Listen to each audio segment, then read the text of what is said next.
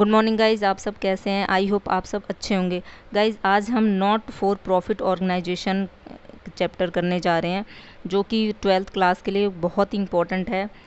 10 marks में आता है ये। इसमें लॉन्ग भी, शॉर्ट और वेरी शॉर्ट तीनों टाइप्स के क्वेश्चन इस चैप्टर से आते हैं। अब जैसे कि नाम से ही पता चल रहा है कि नॉट फॉर प्रॉफिट ऑर्गेनाइजेशन, कि जिसका मेन मोटिव होता है वो प्रॉफिट कमाना नहीं बल्कि सर्विस प्रोवाइड करना होता है। जैसे कि आपने देखा होगा या सुना होगा कि चैरिटेबल स्कूल, हॉस्पिटल होते हैं, जो कि नॉमिनल उनकी जो फीस होती है या जो पेमेंट करना होता है वो नॉमिनल तरीके करना होता है, बहुत ही कम, जो कि कोई भी कर सकता है। और जैसे आपका हो गया हेल्थ क्लब या स्पोर्ट्स हो गए, स्पोर्ट्स क्लब, तो इनका मेन मोटिव प्रॉफिट अर्न करना नहीं होता है बल्कि सर्विस प्रोवाइड करना होता है। जैसे कि आपको पता ही है कि हम 11th में भी पढ़ चुके हैं कि सोल प्रोप्राइटर हो या पार्टनरशिप हो या कोई कंपनी हो, इनका मेन मोटिव प्रॉफिट अर्न करना होता है। बट इनका नॉट फॉर प्रॉफिट ऑर्गेनाइजेशन का जो मेन मोटिव होता है वो होता है सर्विस प्रोवाइड कराना। अब गाइज आपको मालूम है कि जब हम जैसे फाइनेंशियल स्टेटमेंट का जो चैप्टर हमने 11th में किया था, उसमें हम प्रॉफिट जानने के लिए या लॉस जानने के लिए प्रॉफिट एंड लॉस अकाउंट बनाते थे और बैलेंस शीट बनाते थे, वो इसलिए कि फाइनेंशियल पोजीशन क्या है कंपनी की। तो इसी तरीके से चाहे वो और प्रॉफिट अर्न करने वाली कोई कंपनी हो या फिर नॉन प्रॉफिट ऑर्गेनाइजेशन हो, ये भी अपनी स्थिति जानने के लिए कि कितना रिसीव्ड हुआ और कितना पेमेंट हुआ या कितना इनकम हुआ और कितने हमने एक्सपेंस किए, या बैलेंस शीट मतलब अंत में साल के एंड में क्या स्थिति है, ये सब जानने के लिए ये भी अकाउंट प्रिपेयर करते हैं।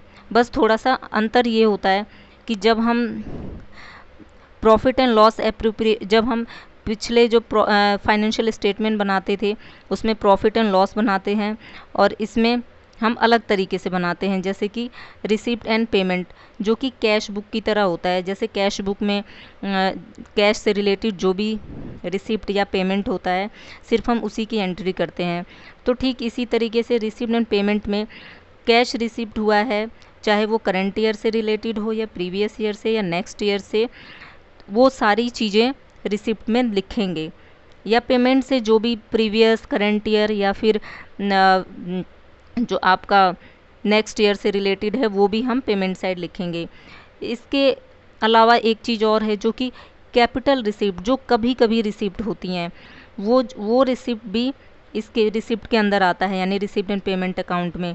और रिवेन्यू नेचर की, यानी रिवेन्यू रिसिप्ट, रिवेन्यू का मतलब जैसे कि अगर हम सैलरी रिसीव कर रहे हैं, मतलब, या हम कह सकते हैं कि रेंट रिसीव कर रहे हैं, तो ये एक मतलब हम मंथली नेचर का है, मतलब हमें हर मंथ रिसीव हो रहा है, तो उसको रिवेन्यू रिसिप्ट बोलते हैं। तो ये जो रिसिप्ट है वो भी रिसिप्ट और पेमेंट अकाउंट में रिसिप्ट साइड आएगा। और उसके बाद guys income and expenditure account, ये बिल्कुल प्रॉफिट एंड लॉस अकाउंट की तरह है। जिस तरीके से हम प्रॉफिट एंड लॉस में सिर्फ फाइनेंशियल ईयर, यानी हम कह सकते हैं करंट ईयर से रिलेटेड जो भी चीज़ें होती हैं थी, चाहे वो खर्चा है या फिर रिसिप्ट है, वो लेते थे, ठीक इसी तरीके से इनकम एंड एक्सपेंडिचर में भी वही चीज़ें सेम लेते हैं। जैसे कि रिवेन्यू रिसिप्ट, यानी रिवेन्यू मतलब जो, जैसे मैंने अभी आपसे बोला कि रेंट अगर हमें हर महीने मिल रहा है तो इसको इसमें लेंगे। रिवेन्यू एक्सपेंस, यानी कि अगर हम मंथली किसी को सैलरी दे रहे हैं या अगर हम किसी को पेमेंट कर रहे हैं हर महीने, तो ये इसके अंदर आता है। उसके बाद बैलेंस शीट, जो कि सेम जैसे हम फाइनेंशियल स्टेटमेंट में बनाते थे, बिल्कुल वैसे ही कि बैलेंस शीट हमें ये बताता है भाई कि लास्ट में फाइनेंशियल ईयर, यानी कि जो करंट ईयर है उसके एंड में हमारी फाइनेंशियल पोजीशन क्या है, मतलब कि एसेट्स कितने हैं और लाइबिलिटी कितनी है, यानी बाहर के लोगों को हमें कितना पैसा देना है और हमारी कंपनी के पास कितना एसेट्स है, वो इसमें आता है। अब एक बार और देख लेते हैं हम, जैसे कि हम बात करते हैं अब रिसीव्ड एंड पेमेंट अकाउंट की। तो रिसीव्ड एंड पेमेंट में जैसे ये है हमारा डेबिट साइड और ये आपका credit side, received and payment account.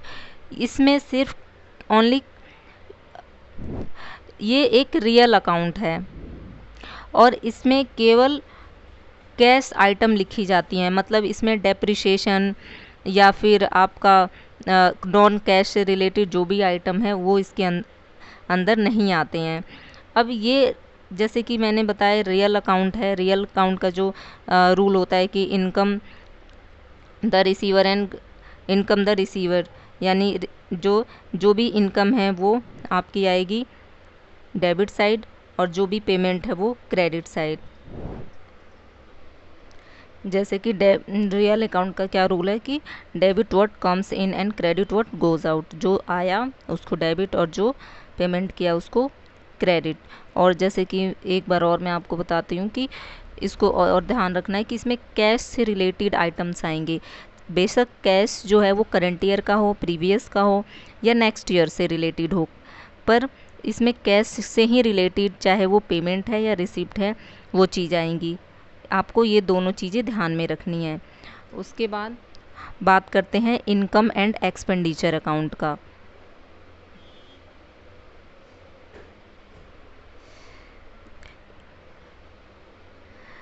Income and expenditure account जो कि नॉमिनल अकाउंट है और यहाँ पे हम लिखेंगे फॉर द ईयर एंड, जो जिस भी ईयर का जो एंडिंग है मंथ और ईयर वो यहाँ पे लिखेंगे। एक्सपेंडिचर और इनकम, क्योंकि एक नॉमिनल अकाउंट है तो नॉमिनल अकाउंट का रूल पता ही है कि debit all expenses and credit what all incomes या गेन। तो जो भी खर्चे हैं वो हमारे आएंगे डेबिट साइड और जो भी इनकम्स हैं वो आएंगी आपकी क्रेडिट साइड।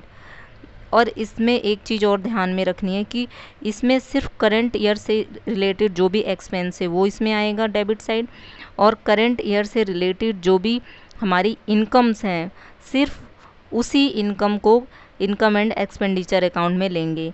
और अगर आपको और अच्छे से करना है तो आप इस बात को ध्यान रखना कि जैसे हम प्रीवियस 11th क्लास में हमने पढ़ा था जैसे प्रॉफिट एंड लॉस अकाउंट, उसी तरीके से सेम इसको बनाना है। फिर बात करते हैं बैलेंस शीट की। गाइज बैलेंस शीट जो कि एज ऑन 31 मार्च जो भी ईयर एंडिंग है वहाँ ये लिखेंगे लाइबिलिटी रुपीस और asset side. Guys balance sheet का मतलब ये है कि ये हमारी फाइनेंशियल पोजीशन है, यानी जो वित्तीय स्थिति है उसकी बात करता है कि वर्ष के अंत में कंपनी के में कितने एसेट्स हैं और कितनी आउटसाइडर लाइबिलिटी है, यानी कितने लोगों को हमें पैसा देना है और जो हमारी एसेट्स है वो कितनी है, ये बताता है हमारा बैलेंस शीट। गाइज यहाँ पे हम बात करते हैं some important items related to numericals, यानी जब हम न्यूमेरिकल सम करेंगे या थ्योरी के लिए भी ये दोनों के लिए ही बहुत ही हेल्पफुल है। जैसे सबसे पहले सब्सक्रिप्शन, यानी जो चंदा है वो नॉट फॉर प्रॉफिट ऑर्गेनाइजेशन का जो इनकम का जो एक मेन सोर्स जिसको हम कह सकते हैं वो सब्सक्रिप्शन है। तो गाइज ये सब्सक्रिप्शन जो कि receipt and payment side receipt में पिछले साल, करंट ईयर या नेक्स्ट ईयर का दिया रहेगा, बट जो करंट ईयर का जो सब्सक्रिप्शन है वो हम लिखेंगे इनकम एंड एक्सपेंडिचर के credit side. Income and expenditure के क्रेडिट साइड मतलब इनकम साइड लिखेंगे, और जो सब्सक्रिप्शन है वो रिसिप्ट एंड पेमेंट के डेबिट साइड लिखा होगा, यानी कि डेबिट साइड दिया होगा।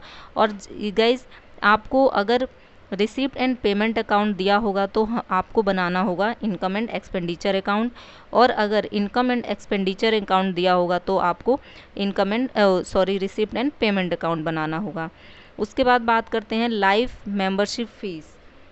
जैसे कि नाम से ही पता चल रहा है कि कोई भी पर्सन जो कि पूरे लाइफ टाइम के लिए जो अगर मैं बात करूँ हेल्थ क्लब तो उसमें मेंबर बनना चाहता है, तो वो बारी बारी मतलब हर साल वो एक फ़ीस देने से बचने के लिए ये क्या करता है कि एक ही बार लाइफ टाइम के लिए मेंबर बन जाता है और उसके लिए वो फीस प्रोवाइड करता है। अब गाइज इस तरीके की जो इनकम्स होती हैं वो हर जो पर्सन है या हर जो मेंबर है वो नहीं करता है। बहुत कम मेंबर होते हैं जो लाइफ टाइम के लिए एक ही बार फीस दे के और वो लाइफ टाइम मेंबर बन जाते हैं। इस वजह से जो बैलेंस शीट है, क्योंकि ये आपका जो इनकम है वो कैपिटल नेचर का है, यानी कैपिटल रिसिप्ट नेचर का है, मतलब हर महीने और या फिर 6-6 महीने बाद ये नहीं मिलेगा, बल्कि मतलब एक पर्सन अगर लाइफ टाइम मेंबरशिप लेना चाहता है तो सिर्फ वो एक ही बार फीस देगा। तो इसलिए ये कैपिटल नेचर का इनकम हो गया, रैकरिंग नेचर का नहीं हुआ। तो इस वजह से ये बैलेंस शीट के लाइबिलिटी साइड कैपिटल फंड में इसको ऐड कर देंगे। बैलेंस शीट के लाइबिलिटी साइड इसलिए गाइस, क्योंकि अगर मैं बात करती हूँ कि अगर लाइबिलिटी साइड इसलिए आएगा क्योंकि ये एक हेल्थ क्लब की लाइबिलिटी बनती है कि जो पैसा उसने फ़ीस के तौर पे लिया है उसका वो सही यूज़ करे। क्योंकि एसेट साइड तो वो चीज़ें आती हैं जो इन्वेस्ट किया जाता है, उससे रिलेटेड आती हैं चीज़ें, या हमने कोई चीज़ बिल्डिंग कितने की है ये चीज़ ली जाती है। बट यहाँ पे लाइबिलिटी साइड आने का मेन पर्पस यही है कि वो पैसा सही जगह इस्तेमाल करें। आई होप कि आप लोगों को समझ में आया होगा।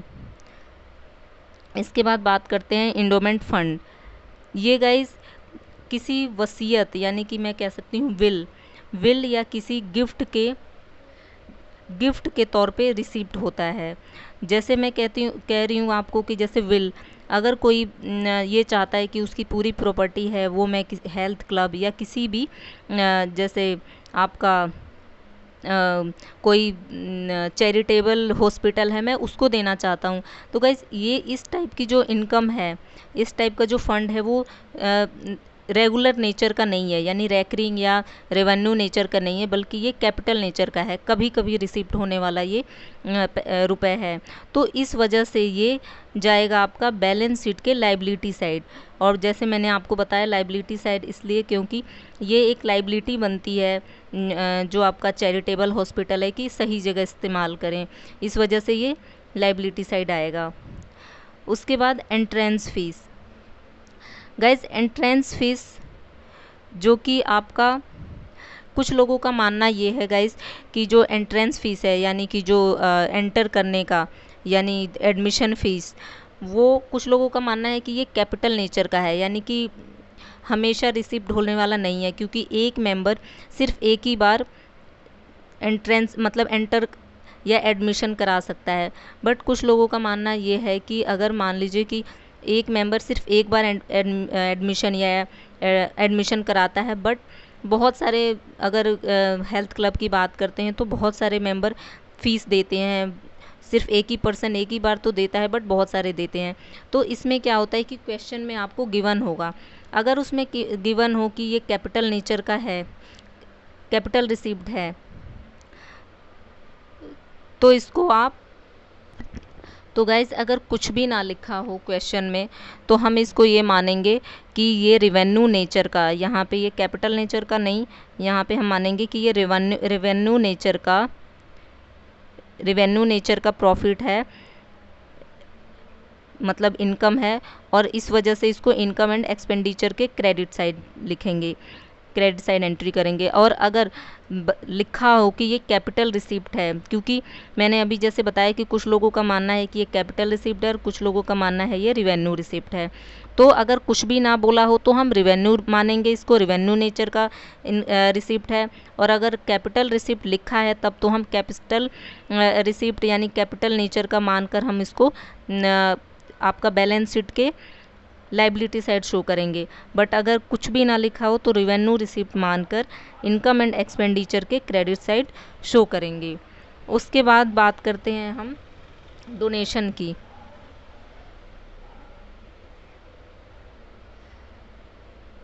गाइस जो डोनेशन है वो एक स्पेसिफिक मतलब स्पेसिफिक डोनेशन है, यानी स्पेसिफिक पर्पस के लिए, और सेकंड जनरल डोनेशन जो कि स्पेसिफिक डोनेशन जो कि नाम से ही पता चल रहा है कि किसी स्पेशल पर्पस के लिए वो डोनेशन दिया गया है, यानी कि कोई मान लीजिए कि कोई आपका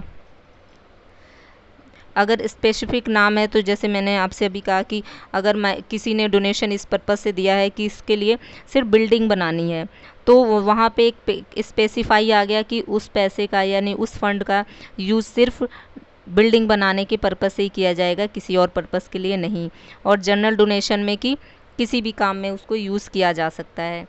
तो आपका स्पेसिफिक डोनेशन में, क्योंकि ये जो स्पेसिफिक डोनेशन है वो कभी कभी रिसिप्ट होने वाला है, इसलिए इसको कैपिटल नेचर का रिसिप्ट मानते हैं और इस वजह से ये बैलेंस शीट के लायबिलिटी साइड में जाता है।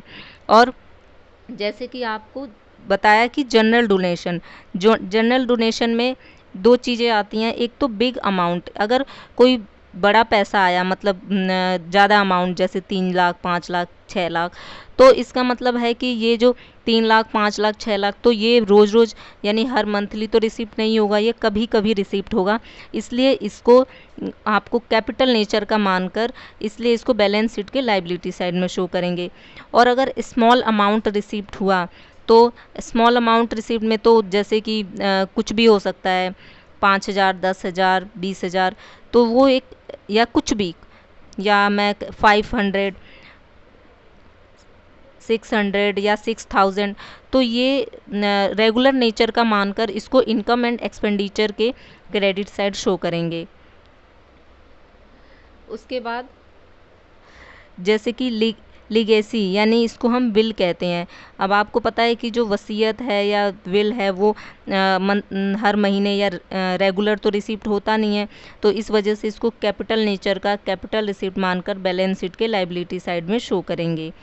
पेमेंट ऑफ ऑनरेडियम्स, इसका मतलब है कि अगर कोई जो भी ऑर्गेनाइजेशन में काम कर रहा है उसको सैलरी नहीं दी जा रही है, तो सैलरी के बदले जो भी उसको दिया जा रहा है, पेमेंट किया जा रहा है, तो उसको इनकम एंड एक्सपेंडिचर के डेबिट साइड में लिखेंगे। क्योंकि वो सैलरी के बदले में दिया जा रहा है तो एक खर्चा है, तो एक्सपेंडिचर और इनकम जब हम प्रिपेयर करेंगे तो इसके डेबिट साइड में लिखा जाएगा। ठीक इसी प्रकार से जैसे आपका sale of old newspaper and sports, अब ये सेल ऑफ ओल्ड न्यूज़पेपर तो ये हर मंथली ही आपका बिकने के लिए मतलब बच जाएगा, या स्पोर्ट्स का कोई भी टूटा फूटा कुछ भी सामान है तो उसको ये रेगुलर नेचर का है तो इसलिए इसको इनकम एंड एक्सपेंडिचर के क्रेडिट साइड शो करेंगे।